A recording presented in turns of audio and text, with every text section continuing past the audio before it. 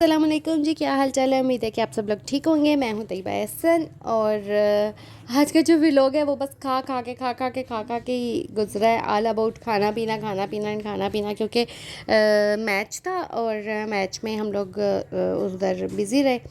मतलब टेबल के आगे बैठे रहे, कुछ आ जाता था फिर खा लेते थे, फिर कुछ आ जाता था फिर खा लेते थे, कुछ बना आती थी फिर खा लेते थे। तो ये देखो, रात को मैं चाय बना के लाई अपने लिए और स्टीम रोस्ट वगैरह गर्म किया।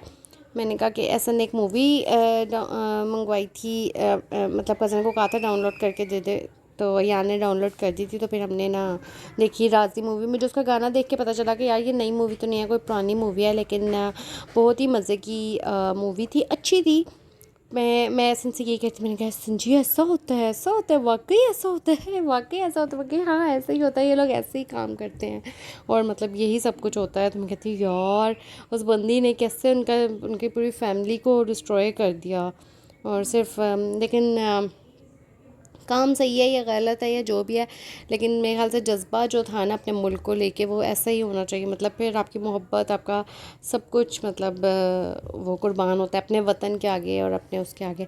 वो ऐसा कहते, तुम तो इतनी इंस्पायरिंग लग रही हो उससे कि तुम तो सुबह ही उठ के मुआज़ को, मेरे हमेशा से कहती हूँ अल्लाह ताला मेरा साथ दें, अल्लाह ताला मुआज़ को इतनी हिम्मत दे, मुआज़ को सेहत दे, मुआज़ को मुआज़ इतना अच्छा पढ़े लिखे और बड़ा होकर इंशाल्लाह आर्मी में मैं उसको भेजना चाहती हूँ। मेरे बचपन से ये ख्वाहिश है कि मेरा बेटा होगा तो इंशाल्लाह वो आर्मी में जाएगा। मैं पूरी कोशिश करूँगी, कोई ज़बरदस्ती नहीं है, उससे पूछूंगी, उसके उसके इंटरेस्ट डेवलप करूँगी इस चीज़ में, उसको बताऊँगी कि आपका वतन आपके लिए क्या अहमियत रखता है। तो जी संडे मॉर्निंग हो चुकी थी और हम सब नहा धो के तैयार हो गए थे, बच्चे भी रेडी थे। और फिर उसके बाद बच्चे, तब सुबह जब हम लोग नाश्ता करते हैं 10-11 बजे, उस टाइम नाश्ता नहीं करते, फिर नहा धो के जब थक जाते हैं ना फिर नाश्ता करने बैठते हैं। तो मैं गर्म करके ले आई थी, बच्चे खा रहे थे। आज नान चनों के साथ एक चीज़ एडिशन किया, सन ने कहीं से पाए ट्राई करवाए, पता नहीं कहाँ से लेके आए थे, तो कहते कि पाए। और ये उस दिन जो क्रीम सैलड बनाई थी ना, तो उसमें से मैक्रोनीस बहुत ज़्यादा बॉयल हो गई थी, तो फिर ये बची हुई थी। तो फिर स्टीम रोस्ट का चिकन थोड़ा सा रात को बच गया। फिर मैंने कहा कि ये ना कुछ वो लगाएं, कोई जुगाड़ लगाते हैं।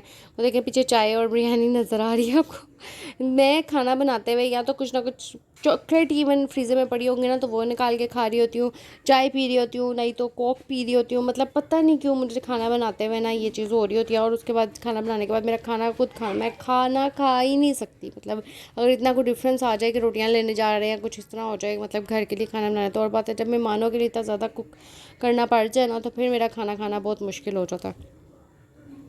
ये देखिए मैंने उसको कुछ ना कुछ जुगाड़ लगा लो के सॉसेस डाल डोल के ना एक मैक्रोनीस की एक रेसिपी तैयार कर दी थी। बीच में वो अंडा भी 2-3 अंडे पड़े हुए थे, वो वाले जिसमें से सफ़ेदी निकाल के अब्बू को जर्दी बनाया, तो फिर उनको खाली सफ़ेदी देते हैं, वाइट एग देते हैं। तो फिर ना वो भी पड़ी हुई थी, उसको भी मैंने करके सारा कुछ बीच में ऐड कर दिया। और पता नहीं क्या क्या कुछ कॉर्नफ्लोर की जगह ना मैंने कहा अंडे को ऐसे करके ऐड कर देते हैं। देखिए कहीं ना कहीं अंडा भी नज़र आ रहा है। बहुत बुरी नहीं थी।